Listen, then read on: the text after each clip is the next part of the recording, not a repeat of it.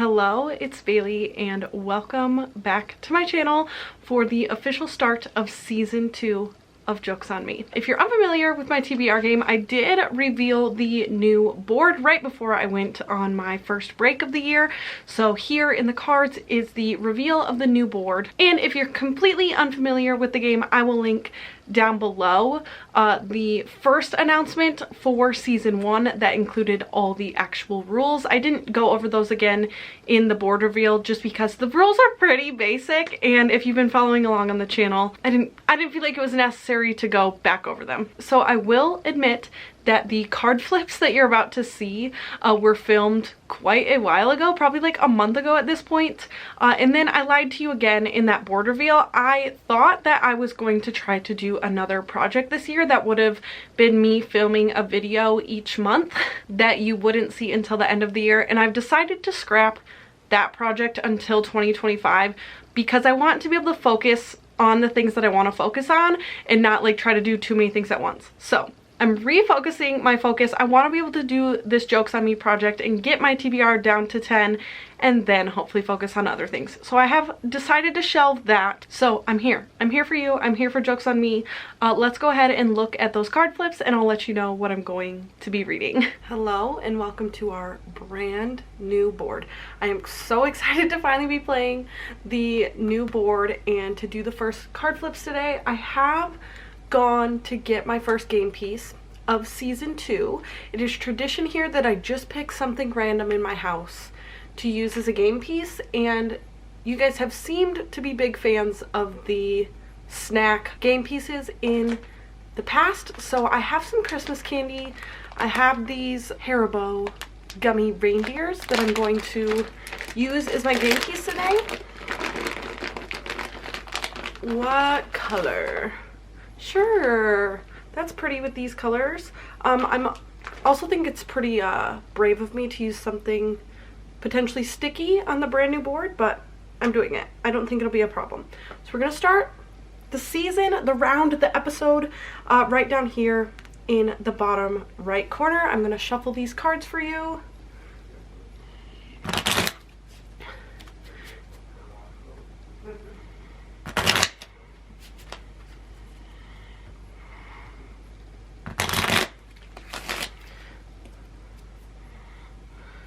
All right, it's time. I can't believe we're starting. Also, Ruby, the cards with this color scheme, fantastic.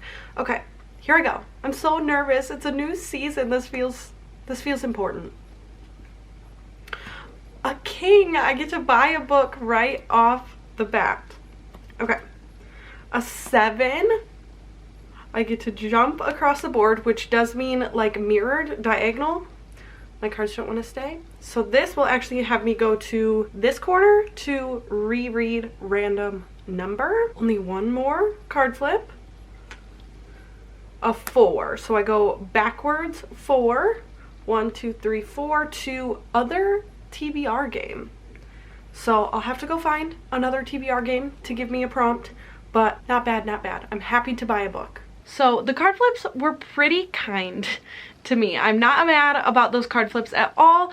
I was nervous it was gonna be a really fast round when I jumped across the board right away, but that's okay. I think the sending backwards 4 made me more at peace with that result. So firstly, I flipped a king, which means sometime throughout this episode I will get to purchase a book. I will let you know what that book is when I do purchase. And then I got that 7 that brought me across the board, and I got a reread random number. So I'm going to show you right now my random number generating and how I got the book that I'm going to be reading. Okay, I need to randomize. We are getting ready to list our house for sale, and this room is in like the brunt of being gone through, so I literally have a file cabinet in my way and like it's an absolute disaster in here. Let me kneel because I'm already winded. But I did just count how many books are on my red shelf and I got 172. I didn't double check that. It'll be close enough. So I'm about to randomize and we will figure out what book I will be reading. The rules for this are that I had to have read it more than 2 years ago. If it's a series, more than 5 years ago.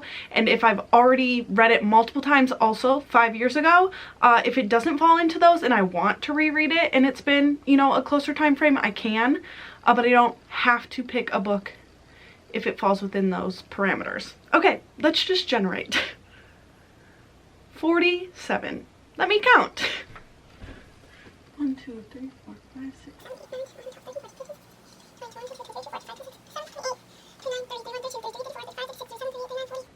41, 42, 43, 44, 45, 46, 47.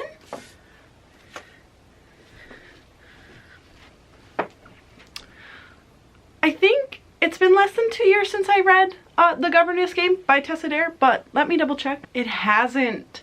It has not been. I read this August 15th of 2021, and I can't believe it's 2024, but it is. So it's been more than 2 years since I read this. It is a series, so it hasn't been more than 5 years. Do I just want to reread this, or do I want to try again?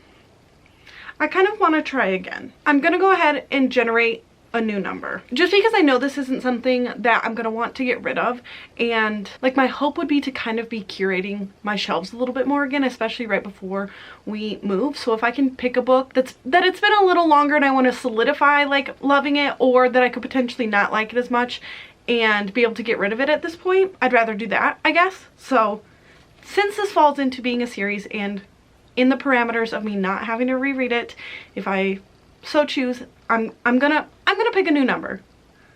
160.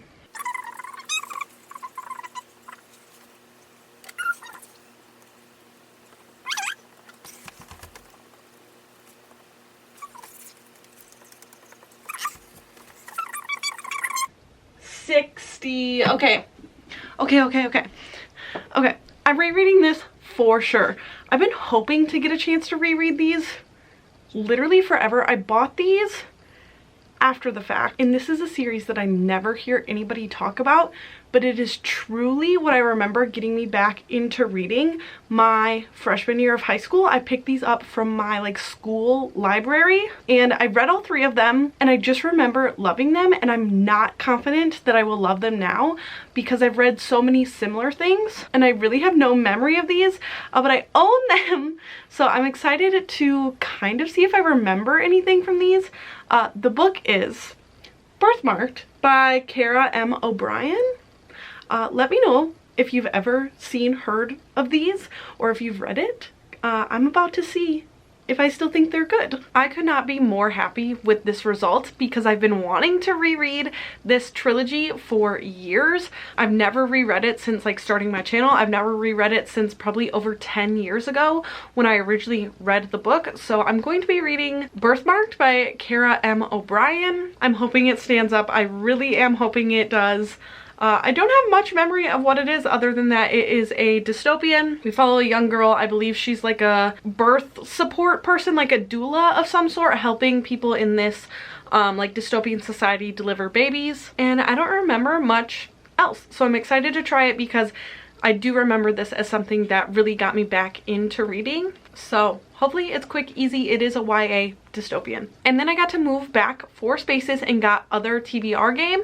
And I had picked a book for an Other TBR Game already, but the like terms of that are coming to an end. So I am participating in Kim from Expedition Through Pages, Tales from Two Trails. She and her mom are like going against each other with 2 teams this year. And so I have been placed on Team A, which is her mom's team. But this month's prompts end on the 26th, I think. They might honestly end today. Today is the 25th that I'm filming this, so I'm gonna wait until she posts the next one and we get the new prompts to tell you what I'm reading for that as well, just to like keep this relevant, I guess. I have faith that there will be a prompt that will be kind to me to fulfill, so I'll let you know what I'm gonna read for that also when we get those prompts. And for my choice book for this episode, I do think I'm going to be reading Fangirl Down by Tessa Bailey. Big Tessa Bailey fan. I don't know how many times I have to say that, but Tessa Bailey isn't usually a 5-star author for me. I just like gravitate towards her stuff and enjoy reading it. So let's see how Fangirl Down goes. It is a golf romance, which I think I'm going to be into. So I'm really excited. I have an arc of this, which is why I want to prioritize this right now. The book came out like a week or 2 ago, so I'd like to, you know, even though I'm already late, in a somewhat timely fashion, get a review out for that book.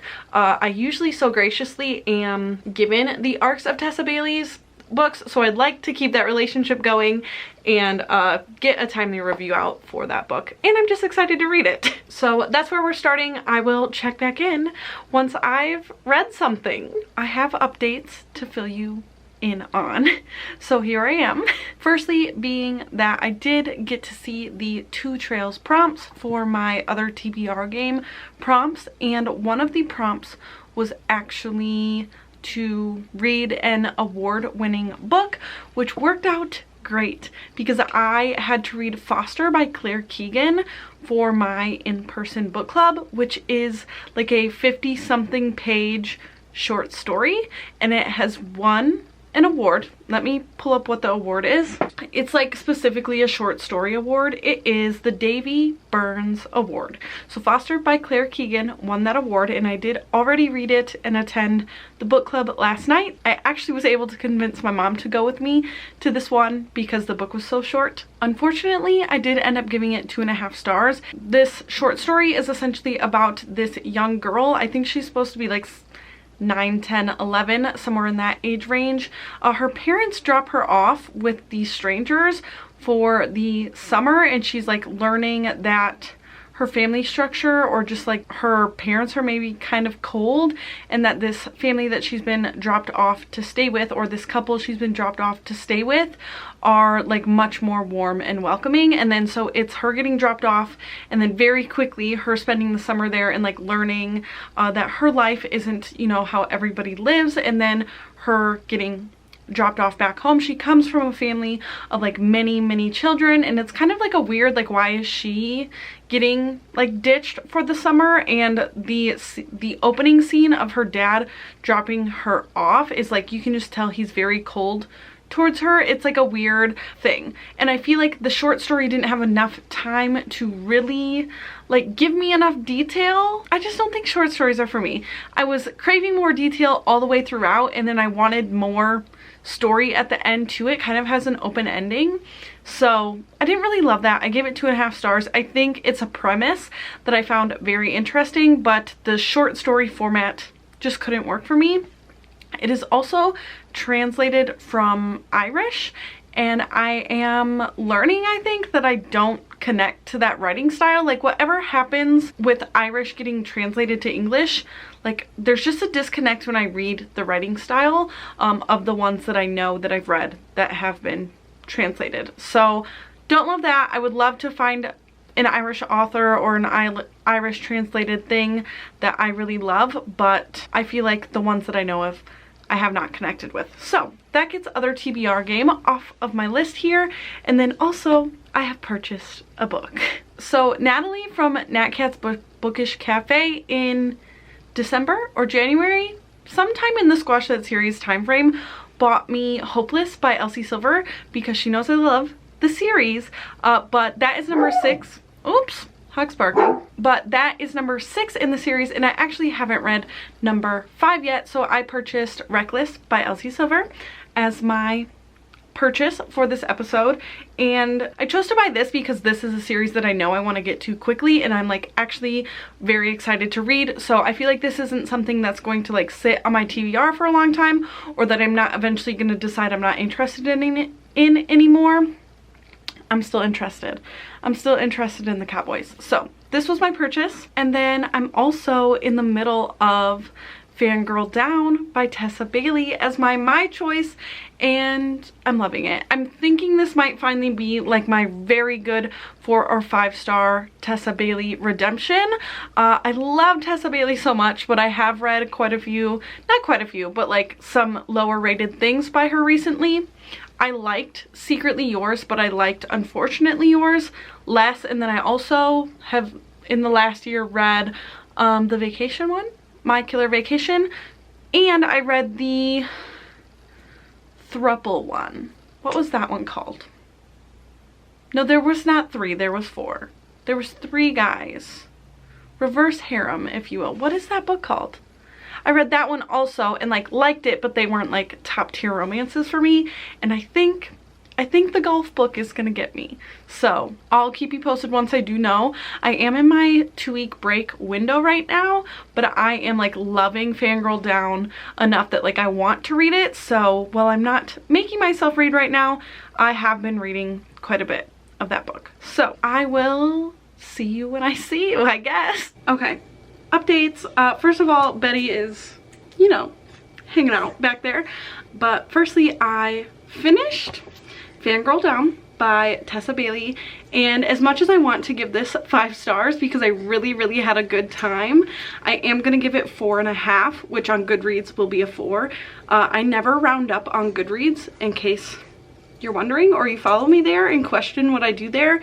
I always round down if I give half stars. But so 4.5 for Fangirl Down. I really love this. The part that is making it not quite the 5 for me is I feel like a lot of the problems they were having were just like literally so minor, and the 2 main characters having zero, not even like communication skills, but like zero problem solving skills. Our main female character Josephine actually like threw out a concept in the end of the book where I was like, yes, this is what makes the most sense for a 1-day issue. Like she basically needed to be 2 places at once, and Wells was like, that's not gonna work. And I'm like, why is that not gonna work? This was very steamy. I don't think this was like my favorite Tessa Bailey steam, but it was there and it gave. So basically my favorite part was the actual golf, or like that setting. So if you're into golf at all, probably pick this one up. Or if you're into golf or smut, pick this one up. But then also I am, how far am I? 50 pages into Birthmarked, and so I am like remembering a lot more about what this is actually about. And so I was correct that our main character Gaia delivers babies, but I didn't remember really the like dystopian aspect. And so basically her parents get like taken by the big government entity, and her mom is like a midwife, and so Gaia has been like training with her mom and is now delivering her own babies.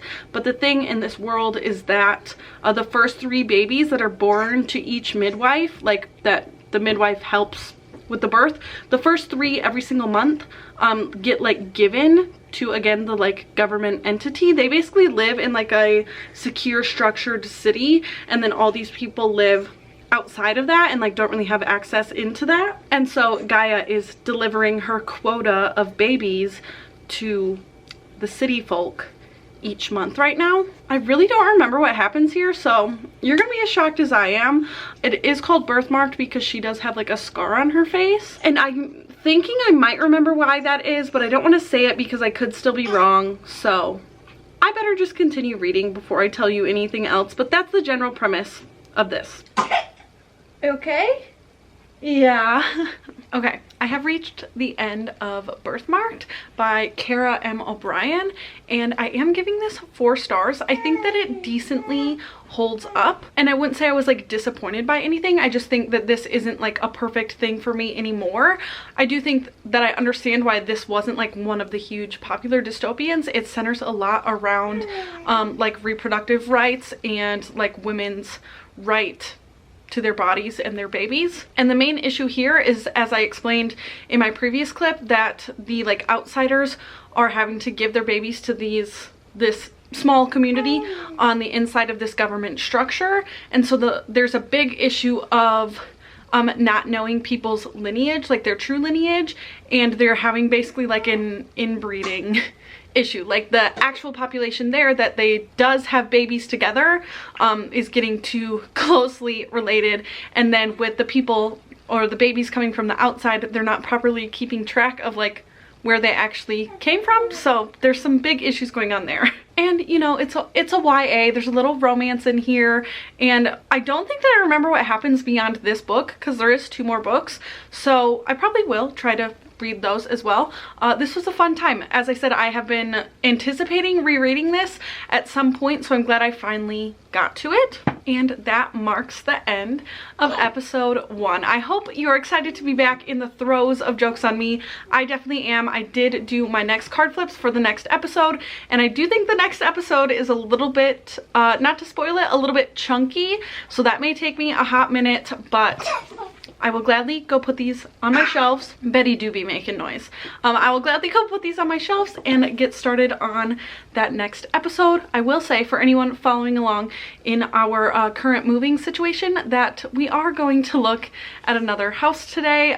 Actually, a house was listed that Chris and I had put an offer on in 2020, and so that house is relisted. So I mean, we basically know that we're somewhat interested, but we did look at it before we ever had kids, and so I just feel like I need to look at it again to know, like, I know how kids function now, and I need to look at the house again. So, but good possibilities there that we will at least try to put an offer on that.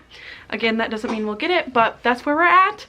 For now, we are here in this house. You're getting all kinds of new angles of this house as well, because it's clean for once, since we had to show it to people and list it. So thank you so much for spending some time with me recently, and I will see you again very soon. Bye.